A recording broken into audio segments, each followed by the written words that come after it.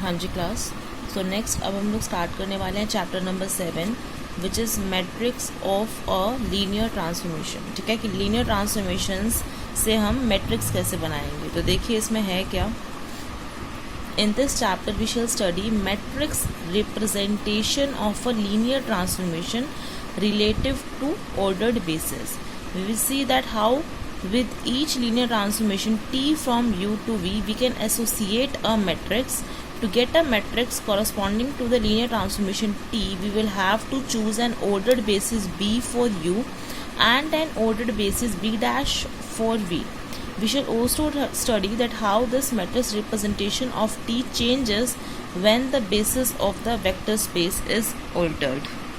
वो क्या कह रहा है कि इस चैप्टर में हम लोगों को सीखना क्या है कि अगर हमको कोई लीनियर ट्रांसफॉर्मेशन दे रखी है T from U to V, ठीक है, तो हर हम लीनियर ट्रांसफॉर्मेशन को क्या दे सकते हैं, एक मैट्रिक्स उसके कॉरस्पॉन्डिंगली एसोसिएट करा सकते हैं to the given ordered basis B for U and B dash for V। मतलब अगर मुझे U की एक ऑर्डर्ड बेसिस पता है B, V की पता है B डैश, ठीक है, तो इन बेसिस के कॉरस्पॉन्डिंगली आप T को किस में रिप्रेजेंट कर सकते हो, एक मैट्रिक्स की फॉर्म में रिप्रेजेंट कर सकते हो। ठीक है, जैसे जैसे बेसिस चेंज करोगे तो ऑब्वियसली वो जो आपकी रिप्रेजेंटेशन आएगी मैट्रिक्स की वो भी चेंज होगी। ठीक है, तो यही सब पढ़ना है हमने इसमें। तो देखो सबसे पहले वही कोऑर्डिनेट वेक्टर बोल रहा है। ये कोऑर्डिनेट वेक्टर की डेफिनेशन आप लोग पहले भी पढ़ चुके हो। तो क्या बोल रहा है, अगर B कोई बेसिस है U1 U2 UN, इसके अंदर वेक्टर्स हैं, ठीक है, किसी भी वेक्टर स्पेस V की आपने B बेसिस उठाई है जिसमें n वेक्टर्स हैं, then a vector U belongs to U can be expressed as, देखो या तो यहाँ पे U कर लेना या फिर यहाँ पे B कर लेना। ठीक है, उसमें गलती हो गई है तो यहाँ पे या तो U कर लो। ठीक है, वो बोल रहा है कि अगर आपने B बेसिस उठाई है किसी भी वेक्टर स्पेस U की, ठीक है, और अब इस U में से आप कोई भी आर्बिट्ररी एलिमेंट उठा रहे हो, small u belongs to U, ठीक है, और क्योंकि U की बेसिस ये है, इसका मतलब U क्या लिखा जाएगा, इन वेक्टर्स के लीनियर कॉम्बिनेशन में लिखा जाएगा। देयरफॉर U कैसे लिखा जाएगा, आपको कुछ स्केलर्स मिलेंगे फील्ड F से A1 A2 AN such that U किसके बराबर होगा, ये वाला U A1 U1 plus A2 U2 plus AN UN। ठीक है, तो ये जो स्केलर्स हैं A1 A2 AN जो आए हैं, जिनकी हेल्प से U क्या लिखा गया है, इन U1 U2 UN के लीनियर कॉम्बिनेशन में लिखा गया है। इस कोऑर्डिनेट वेक्टर को A1 A2 AN को आप क्या बोलते हैं, कोऑर्डिनेट वेक्टर बोलते हैं। The coordinate vector A1 A2 AN, ये जो स्केलर्स का जो n टपल होता है A1 A2 AN, if expressed as a column vector is denoted by U, B और UB। देखो अगर आपको कहीं ऐसे लिखा हो कि ये एक कॉलम वेक्टर दे रखा है, ऐसे या ऐसे कैसे भी लिखा हो, इसका मतलब क्या है U, B। इसका मीनिंग क्या है, U आपने एक आर्बिट्ररी वेक्टर उठाया है U वेक्टर स्पेस से और B है आपकी बेसिस। ठीक है, तो इस U को जब इस बेसिस के एलिमेंट्स की लीनियर कॉम्बिनेशन में लिखा होगा तो जो स्केलर्स यूज हुए हैं A1 A2 AN वो ये जो फॉर्म कर रहे हैं कॉलम वेक्टर, जिसको हम क्या बोलते हैं, coordinate vector.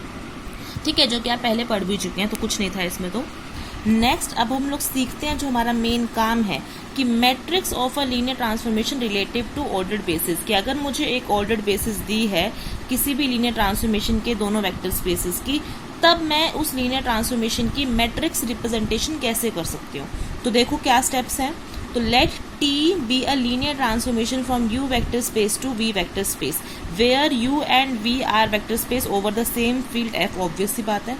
Let B equal to U1 U2 UN and B dash equal to V1 V2 VM be ordered basis for the finite dimensional vector space U and V respectively। फिर उसने क्या किया है, इस U vector space की एक basis उठाई है B, ठीक है, और V vector space की बेसिस उठाई है एक B dash। ठीक है, और ये ऑर्डर्ड बेसिस ले रहा है भाई, ये ध्यान रखना। ऑर्डर्ड बेसिस मैंने आपको बताया था, अगर आप बेसिकली होता क्या था ऑर्डर्ड बेसिस में, जिसमें वेक्टर्स की पोजीशंस का भी फर्क पड़ता था। लाइक अगर हमारे पास एक वेक्टर स्पेस की बेसिस है कुछ भी 1, 0, तो इसमें V1 1 है, V2 0 है, तो अब इसको आप पलट के लिख लेंगे 0, 1, तो ये V1 हो गया, ये V2 हो गया। ठीक है, तो अब ये दोनों बेसिस अलग अलग काम कर रही हैं। ये बताई थी मैंने बात, ऑर्डर बेसिस में क्या होता है, पोजीशन से भी क्या फर्क पड़ जाता था बेसिस का। ठीक है, तो यहाँ पर वो बोल रहा है कि इसने U और V की दोनों की क्या उठाई है, बेसिस उठाई है, कौन से वाली, ऑर्डर्ड बेसिस उठाई है। तो यहाँ पे देखो स्टार करके मेंशन भी किया है, ordered basis a basis in which the elements are written in a fixed order, जिसमें हमारे एलिमेंट्स क्या लिखे होते हैं, फिक्स्ड ऑर्डर में लिखे होते हैं। ठीक है, तो देखिए आगे since TU1 TU2 TUN belongs to V, करेंगे ना ये, क्योंकि T लीनियर ट्रांसफॉर्मेशन कहाँ से कहाँ तक है, U से V तक, ठीक है। और जो हमारी U की मैंने ऑर्डर बेसिस उठाई है वो B उठाई है, जिसके अंदर एलिमेंट्स क्या आ रहे हैं, U1 U2 up to Son UN, ठीक है। और क्योंकि ये B U की ऑर्डर बेसिस है तो ऑब्वियसली जो एलिमेंट्स हम U के अंदर तो पड़े ही होंगे, ठीक है। और T का काम क्या होता है, U के एलिमेंट्स को कहाँ मैप कराना, V में मैप कराना। तो U1 की जो इमेज आएगी T के अंदर क्या आएगी, T ऑफ U1, जो कि किसको बिलोंग करेगी, V को। सिमिलरली T ऑफ U2 किस में आएगा, V में। T ऑफ UN भी किस में आएगा, V में, एंड सोन। तो सिंस हमको पता है T of U1 T of U2 T of UN, ये सारे किस में जाके बिलोंग करेंगे, इस V कोडोमेन में। एंड इस V वेक्टर स्पेस की हमने ऑर्डर्ड बेसिस कौन सी उठाई थी, B डैश ना, जिसके अंदर वेक्टर्स क्या थे, V1 V2 VM, ठीक है। अब क्योंकि ये जो V1 V2 VM है ये इस V वेक्टर स्पेस का क्या है, ऑर्डर्ड बेसिस है, इसका मतलब इस V वेक्टर को स्पैन भी करेंगे, मतलब इस V वेक्टर स्पेस में जो भी वेक्टर जाएगा वो इन वेक्टर्स के क्या लिखा जाएगा, लीनियर कॉम्बिनेशन में लिखा जाएगा। क्लियर। तो अब ये जो वेक्टर्स हैं T of U1 T of U2 T of UN, क्योंकि ये सारे V में बिलोंग कर गए हैं और V की जो ऑर्डर्ड बेसिस है वो V1 V2 VM है, तो हर ये जो T of U1 T of U2 T of UN जो एलिमेंट है V का वो इनके लीनियर कॉम्बिनेशन में लिखा जाएगा, ठीक है। तो T ऑफ U1 के लिए भी आपको कुछ स्केलर्स मिलेंगे फील्ड F से, such that T of U1 कैसे लिखा जाएगा, इस V1 V2 VM के लीनियर कॉम्बिनेशन में। तो T ऑफ U1 के जो मेरे को कॉरस्पॉन्डिंगली स्केलर्स मिले, तो देखो आप क्या कीजिए, इसको फिक्स कर लीजिए, लास्ट वाले को 1, ये बता रहा है कि हमारे T ऑफ U1 के ये क्या है, कोऑर्डिनेट वेक्टर्स है। क्योंकि काउंटिंग में कितने होनी चाहिए, M ना, क्योंकि M वेक्टर्स हैं V की बेसिस में, तो आपको M ही क्या मिलेंगे, स्केलर्स मिलेंगे फील्ड F में से। तो T ऑफ U1 एलिमेंट के कॉरस्पॉन्डिंगली जो उसके स्केलर्स आएंगे सच दैट वो इनके लीनियर कॉम्बिनेशन में लिखे जाए, तो वो क्या है, A11 A21 AM1, ठीक है। Such that T of U1 कैसे लिखा जाएगा, A11 V1 plus A21 V2 plus AM1 VM। Similarly T of U2 के कॉरस्पॉन्डिंगली स्केलर्स क्या आएंगे, A12 A22 AM2, ये लास्ट वाला 2 फिक्स कर लो, ठीक है। और ये कितने चला दो गिनती में, A1 A2 AM, क्योंकि M आएंगे अगेन, ठीक है। तो T ऑफ U2 भी कैसे लिखा जाएगा, इसके कॉरस्पॉन्डिंगली कुछ स्केलर्स मिलेंगे A12 A22 AM2 such that T of U2 किसके बराबर होगा, A12 V1 plus A22 V2 plus up to so on AM2 VM। Similarly T of UN के लिए भी स्केलर्स आएंगे M स्केलर्स, जो कि कैसे नाम दोगे आप, A1N V1 plus A2N V2 plus AMN VN, क्योंकि देखो ये NH के लिए तो यहाँ पे इसलिए N फिक्स कर दिया है, और गिनती में अगेन दोबारा से कितने होंगे, M होंगे, 1 2 M एंड सो, ठीक है। तो बस सिंपल सी चीज़ें इसमें लिखा है, बस नेमिंग्स दी हैं, कुछ नहीं है इसमें, ठीक है। वे जितने भी स्केलर्स हैं AIJ वो कहाँ से होंगे, फील्ड F में से। तो अब देखो जो हमने T of U1 T of U2 T of UN को इस V1 V2 VM के लीनियर कॉम्बिनेशन में लिखा है, ठीक है। तो हर वेक्टर को T of U1 T of U2 T of UN को लिखने के लिए जो कोऑर्डिनेट वेक्टर्स आए हैं, देखो T ऑफ U1 का कोऑर्डिनेट वेक्टर क्या है, A11 A21, क्या है इसका coordinate vector, A11 A21 up to so on AM1। ऐसे इसका कोऑर्डिनेट वेक्टर क्या है, A12 A22 up to so on AM2 and so on up to. T of UN का कोऑर्डिनेट वेक्टर क्या है, A1N A2N up to Son AMN, है ना। तो हम लोग क्या बना देंगे, इनकी जो कोऑर्डिनेट वेक्टर्स है उनकी हेल्प से क्या बना देंगे, मैट्रिक्स बना देंगे, या फिर आप इसको सिस्टम ऑफ लीनियर इक्वेशन से भी कर सकते हैं, ठीक है। कि हमारे पास जो कोफिशिएंट मैट्रिक्स आएगी इस सिस्टम की वो क्या आएगी, A11 A21 up to so on AM1, फिर next A12 A22 up to so on AM2 and so on, last क्या आएगा हमारे पास row A1N A2N and up to so on AMN। Clear है इतना। तो ये जो हमारे पास कोफिशिएंट मैट्रिक्स आती है इस सिस्टम ऑफ इक्वेशन की, इसका अगर आप ट्रांसपोज कर दो तो जो क्या बोल रहा है, the transpose of this matrix is a matrix representation of T called matrix of T with respect to the order basis B and B dash. तो इसी मैट्रिक्स के जो कोफिशिएंट मैट्रिक्स इसका ट्रांसपोज करके जो मैट्रिक्स मिलेगी, जो कि बेसिकली क्या होगी बताओ, A11 A21 A31 up to so on AM1, ऐसे नेक्स्ट क्या आएगी, A12 A22 A32 and so on up to AM2 and last में भी लिख देना, लास्ट वाला कॉलम का भी, ठीक है, ट्रांसपोज करके लिख देना। तो ये जो ट्रांसपोज करके मैट्रिक्स आई है ना, ये हमारी क्या होती है, इस T लीनियर ट्रांसफॉर्मेशन की मैट्रिक्स रिप्रेजेंटेशन मैंने कर दी है with respect to old basis B B dash. तो पहले आपको क्या लिखनी है, डोमेन वाली बेसिस और फिर कोडोमेन वाली। तो ये क्या है आपकी T की क्या हो गई है, ये matrix representation with respect to ordered basis B dash, where B किसकी ऑर्डर्ड बेसिस है, U वेक्टर स्पेस की, और B डैश किसकी ऑर्डर्ड बेसिस है, V वेक्टर स्पेस की। ठीक है, तो ये देखो इसने ट्रांसपोज करके भी लिख दिया है यहाँ पे। तो बेसिक मतलब मुझे यहाँ पे क्या समझ आया है कि अगर आपको कोई टी लीनियर ट्रांसफॉर्मेशन दे रखी है from U vector space to V, U की मुझे ऑर्डर्ड बेसिस पता है बी, वी की मुझे ऑर्डर्ड बेसिस पता है बी डैश, तो टी लीनियर ट्रांसफॉर्मेशन की जो मैट्रिक्स रिप्रेजेंटेशन होगी बेसिकली वो क्या है कि जो यू वेक्टर स्पेस की बेसिस की एलिमेंट्स हैं u1, u2, un, तो जो उनके कॉरस्पॉन्डिंगली इमेजेस का सेट है t of u1, t of u2, t of un जो आएंगे, जब उनको आप वी वेक्टर स्पेस की जो बेसिस है बी डैश उसके लीनियर कॉम्बिनेशंस में लिखते हो, है ना, हर को, तो ये जो कोऑर्डिनेट वेक्टर्स हैं बेसिकली हर जो इस T of u1, T of u2, T of un के जो कोऑर्डिनेट वेक्टर्स आएंगे उनको बेसिकली किस में लिख लो, कॉलम में लिख लो। यही तो हो रहा है, जैसे टी ऑफ u1 है उसका कोऑर्डिनेट वेक्टर क्या है a11, a21, am1, तो बेसिकली आपने उसको किस में लिखा है, कॉलम में लिखा है ना, a11, a21, am1। Similarly next T of u2 है, इसका आपका जो कोऑर्डिनेट वेक्टर है वो क्या है a12, a22, am2, तो इसको भी आप कॉलम में लिखो तो ये आएगा, एंड सो ऑन। लास्ट वाले का जो टी ऑफ u1 उसका कोऑर्डिनेट वेक्टर क्या है a1n, a2n, amn, तो इसको भी क्या लिख लो, इस वेक्टर को कॉलम में लिख लो। ठीक है, तो ये याद करने का तरीका इजी हो जाएगा, वरना आप लोग पहले ऐसे ट्रांसफॉर्म करना, फिर इसकी कोफिशिएंट मैट्रिक्स लिख के फिर इसका ट्रांसपोज कर दो, तो वो भी एक ही बात। ठीक है, तो ये प्रोसेस था क्या करने का, टी लीनियर ट्रांसफॉर्मेशन को रिप्रेजेंट करना इन अ मैट्रिक्स फॉर्म। उसके बाद ये रिमार्क्स देखिए, फर्स्ट रिमार्क क्या बोल रहा है, the order basis u1, u2, u3, un and u2, u1, u3, un of a vector space v are two different bases। देखो यही बात बोल रहा जो मैंने आप को समझाई थी कि ऑर्डर्ड बेसिस जहाँ भी लिखा है देखो उसका मतलब ही ये है कि बेसिस के चाहे एलिमेंट्स बेसिक से सेम हो, है ना, इसमें जो है u1, u2, u3, un, इसमें भी यही एलिमेंट्स है u1, u2, u3, un, लेकिन पोजीशन क्या है दोनों में अलग अलग है। तो इससे होता है कि आपके कोऑर्डिनेट वेक्टर्स पे फर्क पड़ जाता है, इसकी वजह से जो आपकी जो मैट्रिक्स रिप्रेजेंटेशन है वो अलग हो जाती है। तो वो बोल रहा है हमारे इस कोर्स में अगर ऑर्डर्ड बेसिस का नाम लिखा है तो u1, u2, u3, un और u2, u1, u3, un ये दोनों मेरे लिए क्या है, दो डिफरेंट बेसिस हैं। ठीक है, ये बात समझाइए मैंने। नाउ नेक्स्ट पॉइंट देखिए, सेकेंड पॉइंट क्या बोल रहा है, the matrix T D B dash. देखो अब इसका मतलब समझ लेना, जब भी आपको ये रिप्रेजेंटेशन दे रखे इसका मतलब क्या है, टी लीनियर ट्रांसफॉर्मेशन की जो मैट्रिक्स रिप्रेजेंटेशन है with respect to ordered basis B comma B dash, वो ये चीज है ना, वेयर बी किसकी ऑर्डर्ड बेसिस है यू की और बी डैश किसकी है वी की, एंड टी लीनियर ट्रांसफॉर्मेशन कहाँ से कहाँ तक है, यू से वी तक। तो ये क्लियर होना चाहिए सबको। तो जो मैट्रिक्स रिप्रेजेंटेशन है ये depends upon the choice of ordered basis B and B dash for U and we.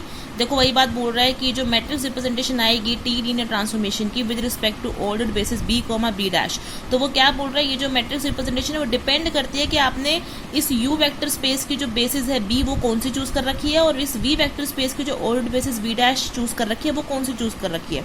जैसे जैसे इनको चेंज करते जाओगे, दोनों को बदल दो या एक को बदल दो, जैसे जैसे इनको चेंज करोगे वैसे वैसे आपकी जो मैट्रिक्स आ रही है ये वाली वो भी क्या होती रहेगी, चेंज होती रहेगी।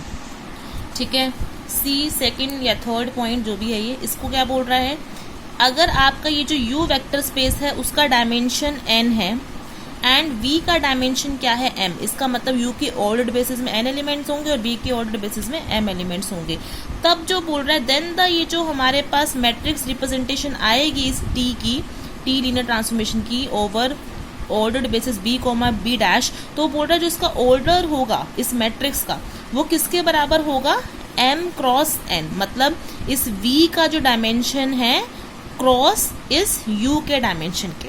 ठीक है, सिमिलरली लास्ट पॉइंट क्या बोल रहा है, अब अगर मेरे u और v दोनों वेक्टर स्पेस बराबर हैं और इनकी जो मैंने बेसिस ले रखी है ना वो भी बराबर ले रखी है, मतलब सेम ही ले रखी है, क्योंकि वेक्टर स्पेस सेम हो गई, u से u तक हो गई, और मैंने अगर बेसिस भी दोनों की सेम ले रखी है b equal to B dash, then instead of writing T B B dash, मतलब जो t की अब इस t की जो मैट्रिक्स रिप्रेजेंटेशन होगी इसको बजाय कि ये लिखने के आप डायरेक्ट सिर्फ ये लिख सकते हो t सेमीकोलन b। ठीक है, इस तरह से लिख सकते हो। इसका मीनिंग ये देखो अंडरस्टूड होगा कि T linear transformation same vector space है, सेम वेक्टर स्पेस है, और मैंने बेसिस भी क्या ले रखी है, ऑर्डर बेसिस दोनों की सेम। तो इसका देखो ऑर्डर क्या आएगा, ऑब्वियसली u का जो, अगर u का ऑर्डर n है तो v का भी ऑर्डर n होगा, तो मतलब ये जो मैट्रिक्स आएगी इसका ऑर्डर क्या होगा, n क्रॉस n, है ना, बाय दिस रिजल्ट, ये वाला जो करा था अभी। देखो सिंपल सिंपल से रिमार्क्स थे।